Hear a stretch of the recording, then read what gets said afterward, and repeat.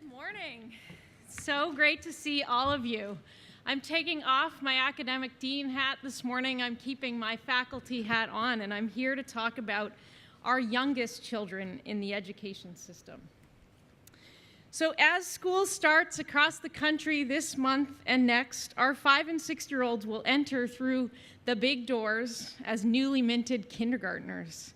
And as they get off those buses and clutch their parents' hands through the busy hallways, what unites them is their collective energy, their potential. What divides them are their experiences in the preceding 60-plus months of life. The learning experiences they did or did not participate in.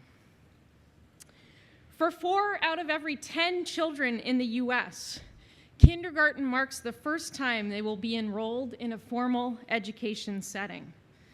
The other 6 already have some experience with formal education.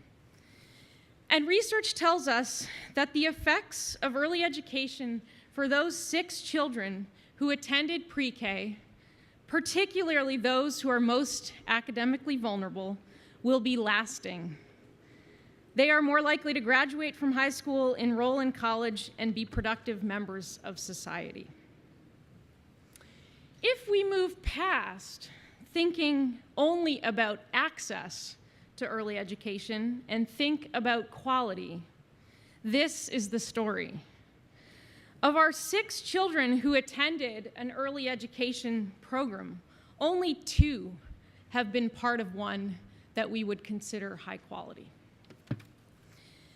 For them, those 2, the effects are tremendous. Between half a year to a full year of additional learning in language, literacy, and math. These children started their schooling journey in kindergarten equipped with social, linguistic, and cognitive skills developed through nurturing and stimulating interactions. Formal learning opportunities during which an educator masterfully orchestrated moment-to-moment and day-to-day opportunities to learn. Through role play, projects, through conversations about big ideas and academic concepts, as budding scientists, engineers, poets, writers, and musicians. So why these impressive effects? And why is a solid start in kindergarten not enough to get our children to where they need to be? Well, childhood is not a single period, but a continuum of stages. And the years before kindergarten, those 60 months of a child's life, comprise what we think of as a sensitive period for the development of language, social, emotional, and cognitive skills. During this period, the brain is explicitly designed to recruit information from its environment. When our youngest learners experience high-quality early education, their brains are building new axons, selectively pruning and consolidating synapses, and ultimately building a neural architecture that lays the foundation for subsequent learning opportunities to be more easily taken up. So for children without that really strong start in those first 60 months, there's a very steep learning curve at kindergarten. The weaker initial foundation, one where early developmental and neural pathways are not yet fully optimized, makes taking advantage of learning opportunities in kindergarten and beyond less efficient.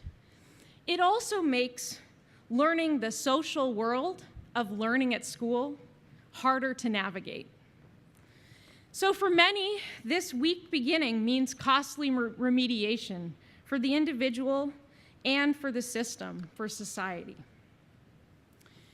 So if children only get one chance to begin their educational trajectory with the strongest start, and we know that high-quality early education provides a powerful boost, yet is only a reality for about 2 in every 10 children, how do we advance the field?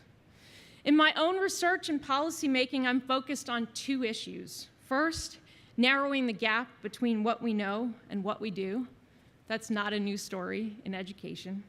And second, generating new research, new science to match today's context. Early education is generally an untapped lever for reducing educational inequalities and promoting optimal learning. Preschool is not yet a part of our system at scale. We don't yet have an infrastructure to make universal pre-K an option. Instead, it's piecemeal, and access to quality is just too tied to family income and social capital.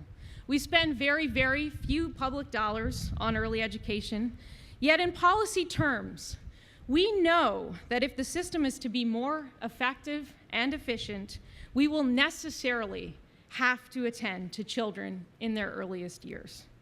So to that end, from my point of view, the growing federal, state, and community momentum around increasing those learning opportunities before kindergarten is very heartening.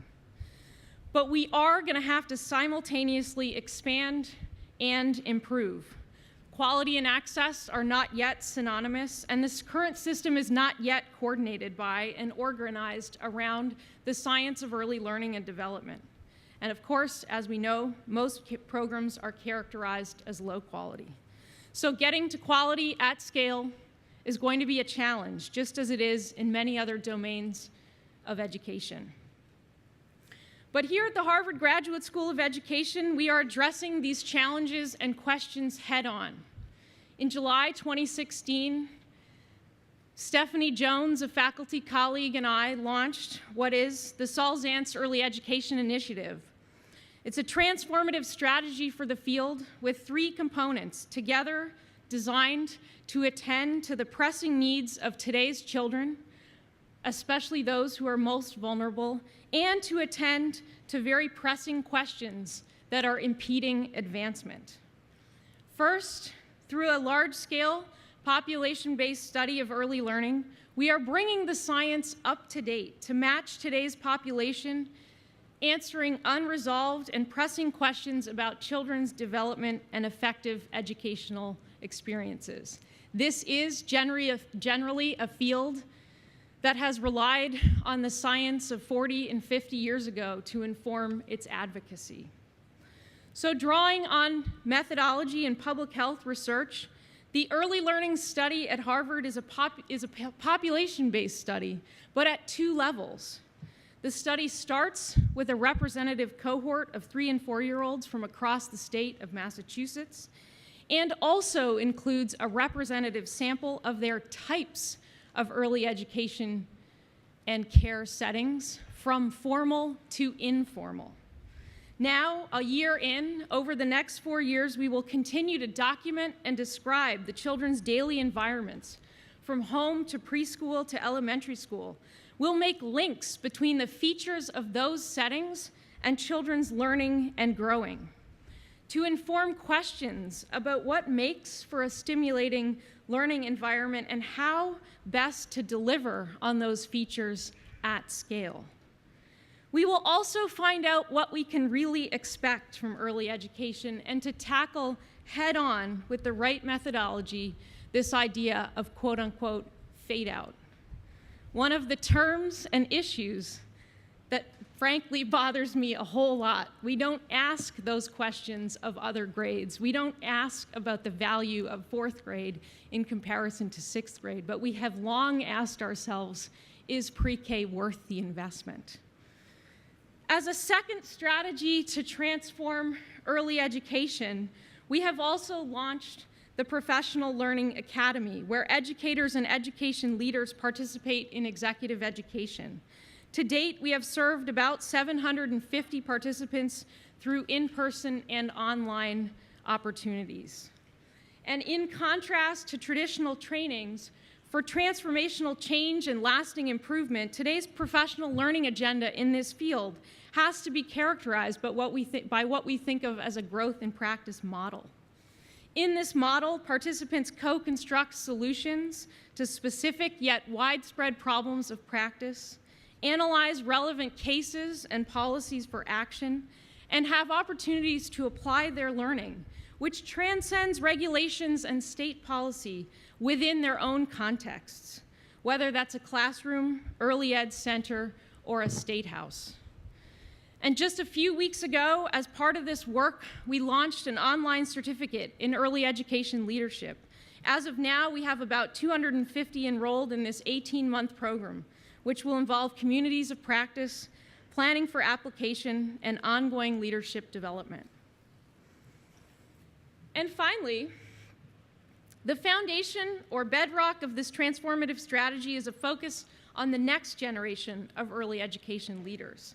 So here among us today, we have the second cohort of Zantz Fellows who have come to Appian Way to develop the knowledge, tools, and networks to be change agents in the field of early learning. With this, I invite those of you with an interest in early childhood education and in systems-level reform to use your creativity, your energy, and your commitment to help us support early education in the US. As you begin your graduate studies at Harvard, the field is ready for you to contribute. It's a really exciting time, and it's a crucial effort for children and for society. Thank you.